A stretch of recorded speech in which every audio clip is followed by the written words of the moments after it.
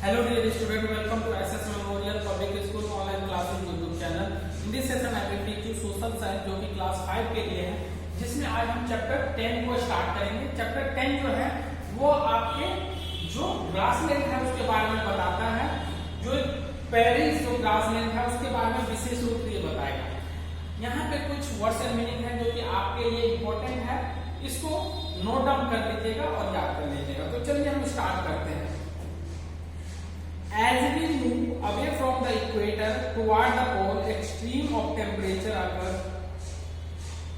In temperate regions, summer are hot and winter are cold. अब देखिए हम जैसे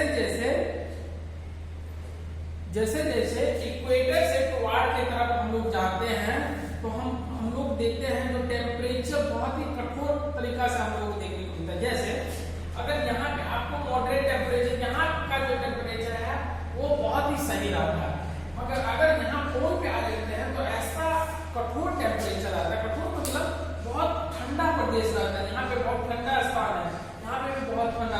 जैसे जैसे इक्वेटर के ऊपर जाते हैं या नीचे आते हैं तो हम लोगों के पास जो टेम्परेचर देखने को मिलता है वो बहुत ही एक्सट्रीम रहता है, बहुत ही ठंडा टेम्परेचर रहता है वहां पे। Some place in temperate region summer are hot and winter are cold. जो टेम्परेट रीजन होते हैं वहां पे समर जो होते हैं वो हॉट रहते हैं और विंटर जो रहता है वो ठंडा रहता है। Some place do not have enough rainfall.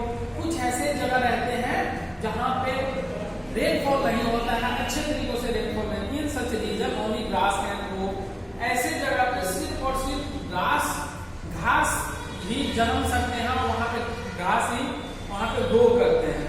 Such region are called the temperate grassland. अब देखिए ऐसा लैंड जहां पे क्या हो रहा है, ज्यादा बारिश नहीं हो रहा है, टेम्परेचर वहां पर हार्श है, वहां पे हार्ड टेम्परेचर है, तो वो क्या है वहां पे सिर्फ और सिर्फ ग्रास वहां पे ये हो रहा है, मतलब ग्रो कर रहा है। This grassland are known as by different name. और ये जो ग्रासलैंड होते हैं ये सभी जगह अलग अलग रीजन में अलग अलग आपके नाम से आपको सुनने को मिलेगा। जैसे यहाँ पे देखते हैं in eastern Europe and central Asia they are called steppes. जो ईस्टर्न यूरोप और सेंट्रल एशिया वाला जो पार्ट है वहां पे ये स्टेप्स के नाम से जाने जाते हैं। स्टेप्स मतलब होता है घास का मैदान। कहाँ पे ऐसे बोला जाता है, सेंट्रल हम लोगों का एशिया में, और यूरोप वाला जो पार्ट है कुछ ईस्टर्न यूरोप वाला पार्ट है वहां पे। In North America they are called prairies. जो नॉर्थ अमेरिका वाला जो पार्ट है वहां पे इसको पेरिस बोला जाता है। In South America they are called pampas. South America में इसको पैम्पास बोला जाता है। And South Africa they are called veld. और साउथ अफ्रीका में इसको वेल बोला जाता है। तो हम लोग देख रहे हैं जो घास के जो मैदान है, जो ग्रासलैंड है, वो डिफरेंट रीजन में डिफरेंट नामों से जाना जा रहा है। अब आते हैं पेरिस का जो लोकेशन है, जो पेरिस जो कि हम लोगों के नॉर्थ अमेरिका में पड़ता है, नॉर्थ अमेरिका वाला जो पार्ट है वहां पे जो ग्रास लैंड है या घास के मैदान है उसको पेरिस बोला जाता है। उसका लोकेशन क्या है इसके बारे में देखते हैं, और उसका लैंड कैसा है इस तरह से हम लोग देखते हैं।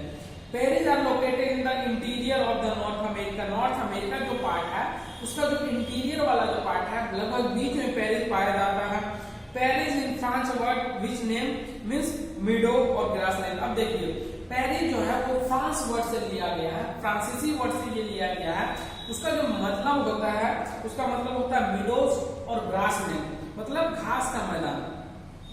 The French settler in North America name the vast stretching flat land as prairies. देखिए क्या हुआ था, बहुत समय पहले जो फ्रांस के लोग थे वो नॉर्थ अमेरिका सेटल हो गए थे, नॉर्थ अमेरिका में आके यहाँ पे सेटल हो गए। अब यहाँ पे वो सेटल हो गए तो वो अपने तरीका से वहां पे नाम देना स्टार्ट कर दिए, तो इसीलिए वहां पे जो घास का मैदान था उसको पेरिस नाम से लोग जाना जाने लगा, तो इसलिए अब उसको पेरिस बोला जाता है। Before the European settlers came here this region was grazing ground and herd of bison.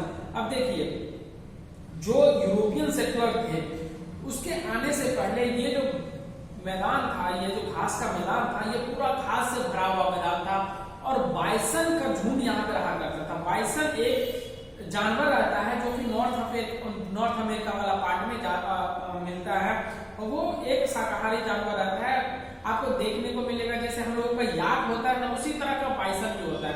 तो बाइसन वहां पे रहा करता था और ग्रास के जो मैदान थे वहां पे बहुत ज्यादा थे। अब जब यूरोपियन यहाँ पे सेटल हो गए हैं तो यूरोपियन क्या करेंगे, अब यूरोपियन यहाँ पे जो जितने भी घास के मैदान है उसको कन्वर्ट करना स्टार्ट करेंगे और उसको कल्टीवेशन के लायक बनाएंगे, मतलब खेती करने लायक उसको बनाएंगे। और originally the grassland were covered with the thick and tall grasses. ये जो ग्रासलैंड था पहले क्या था, बहुत ही ज्यादा थिक और लंबे लंबे ग्रासेस से भरे हुए थे, मतलब यहाँ की जो घासें थी वो बहुत ज्यादा मोटी हुआ करती थी और लंबा हुआ करता था। Later they were cleared for farming. अब उसके बाद यहाँ पे क्या किया गया, फार्मिंग के लिए धीरे धीरे ये ग्रासलैंड को कन्वर्ट करने जाने लगा। क्लाइमेट एंड वेजिटेशन, यहाँ पे कैसा क्लाइमेट है पेरिस का और वेजिटेशन कैसा है वो देखते हैं।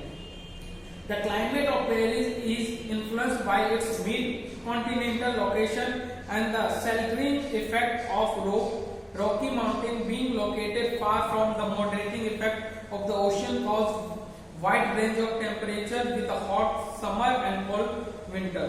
अब देखिए यहाँ पे क्या है, यहाँ का जो क्लाइमेट है वो यहाँ के जो ओशियन है, जो नॉर्थ अमेरिका वाला पार्ट में जो ओशियन है, वो जो ओशियन इसके टेम्परेचर पे, इसके क्लाइमेट पे बहुत ज्यादा इफेक्ट करता है। कैसे इफेक्ट करता है, यहाँ पे जो रेंज है, क्लाइमेट का जो रेंज है, सीजन का जो रेंज है वो बहुत ज्यादा है। गर्मी में क्या होता है, यहाँ पे हवाएं बहती है, ठंडी में भी यहाँ पे हवाएं बनती है, यहाँ पे रॉकी माउंटेन वगैरह भी है। The Paris grassland enjoy an extreme type of climate. यहाँ पे जो क्लाइमेट है वो एक्सट्रीम टाइप है, बहुत ज्यादा कठोर टाइप का क्लाइमेट है। Here is the winter are cold and summer are warm। यहाँ पे जो विंटर होते हैं वो बहुत ज्यादा ही ठंडे रहते हैं और समर जो होते हैं वो बहुत ज्यादा ही गर्म रहता है। Moderate rainfall occur mostly in summer, और मतलब बहुत ज्यादा नहीं, मॉडरेट रेनफॉल अकर करता है, मतलब यहाँ पे बहुत बड़ी मात्रा में नहीं तो भी संतुलित मात्रा में यहाँ पे रेनफॉल हो जाता है, हर एक साल बरसात हो जाता है। Trees are found only along the river, grass grow quickly in spring। अब देखिए यहाँ पे जो ट्रीज जो होते हैं वो हर एक जगह ट्रीज आपको देखने को नहीं मिलेगा पेरिस में। ट्रीज जो रहते हैं यहाँ पे वो सिर्फ और सिर्फ आपको नदी के किनारे ही देखने को मिलेगा। सब जगह, बाकी सब जगह आपको ग्रास देखने को मिलेगा, क्योंकि ग्रास यहाँ पे, ग्रास के लिए यहाँ का जो मौसम है वो बहुत ही अनुकूलित है, इसलिए वहाँ पे ग्रास बहुत जल्दी बढ़ जाता है। Early European settlers used this grassland for cattle grazing and later for farming।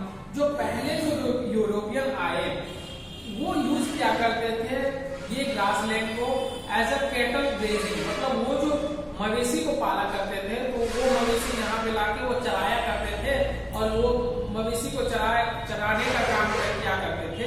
तो ये जो ग्रासलैंड था पहले इसके रूप में यूज होता था, बाद में क्या हुआ, अब धीरे धीरे इसको कन्वर्ट करा जाने लगा एज ए फार्मिंग लैंड। मतलब पहले जो था वो सिर्फ ग्रेजिंग लैंड के लिए यूज होता था, अब क्या था, अब वो ग्रास लैंड के लिए यूज किया जाता था, यूज किया जाने लगा।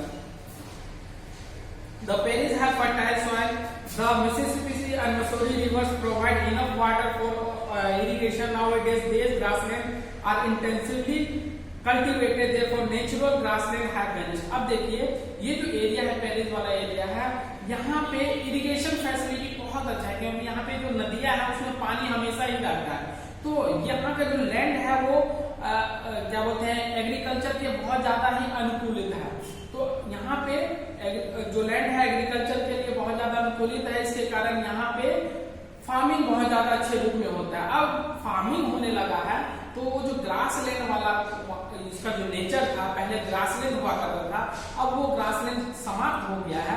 अब ये पूरा लैंड जो है, ये पूरा लैंड आपको कृषि वाला लैंड हो गया है, मतलब कल्टीवेटेड लैंड हो गया है। तो इस तरह से हम लोगों ने देखा जो यहाँ पे क्लाइमेट और वेजिटेशन कैसे कैसे यहाँ पे चेंज हो गए। अब जो यहाँ पे वेजिटेशन था वो चेंज हो गया पूरा, अब क्रॉप वाला वेजिटेशन यहाँ पे आ गया। इसके बाद हम लोग नेक्स्ट वीडियो में देखेंगे। तो थैंक यू।